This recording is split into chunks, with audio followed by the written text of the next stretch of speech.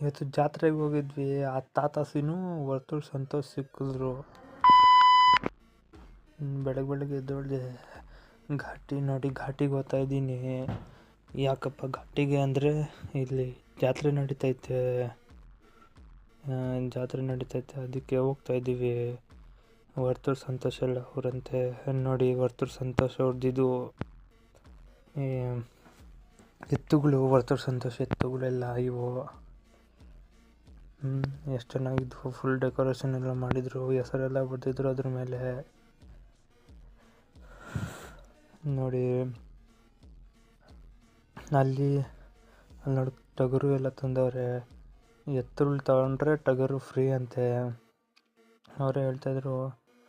ವರ್ತೂರು ಸಂತೋಷ್ ಇರಲಿಲ್ಲ, ಸಾಯಂಕಾಲ ಬರ್ತೀನಿ ಅನ್ಸು. ಅದಕ್ಕೆ ತಾತನ ಹತ್ರ ಹೋಗ್ಬೇಕಂತ ತಾತನ ಹತ್ರ ಬಂದ್ವಿ. ನೋಡಿ ತಾತಂದು ಎಲ್ಲ 10 ಜೊತೆ ಎತ್ತುಗಳು, 10 ಜೊತೆ ನೋಡಿ ಟಗರು ಎಲ್ಲ ಐತೆ ನೋಡಿ. ಈ ಕುರಿ ಬಂದು 1,00,000 ರೂಪಾಯಿ ಅಂತೆ. ಏನಿತ್ತು ಗೊತ್ತಿಲ್ಲ ಈ ಕುರಿಯಲ್ಲಿ. ಅಲ್ಲೊಂದು ಟಗರು ಐತೆ,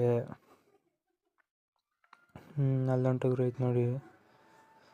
ಎಲ್ಲ 10 ಎತ್ತುಗಳು ನೋಡ್ಕೊಂಡು ತಿರ್ಗಾ ನೋಡಿ ತಾತ ಅಲ್ಕೋತವನೆ. ಅದಕ್ಕೆ ತಾತನ ಹತ್ರ ಹೋಗ್ಬೇಕು ಅಂದ್ಕೊಂಡ್ವಿ. ಅದಕ್ಕಿಂತ ಮುಂಚೆ ಟಗರಿಗೆ ನೋಡ್ಕೊಂಡು ನೋಡಿ, ಎತ್ತುಗಳೆಲ್ಲ ನೋಡ್ಕೊಂಡು ತಾತನ ಹತ್ರ ಹೋಗ್ತಾ ಇದ್ವಿ ನೋಡಿ. ತಾತನ ಡೈಲಾಗು ಫೇಮಸ್ ಆಗಿತ್ತು. ಏನು ಡೈಲಾಗ್ ನೀವು ಕೇಳಿಸ್ಕೊಂಡಿರ್ತೀರ.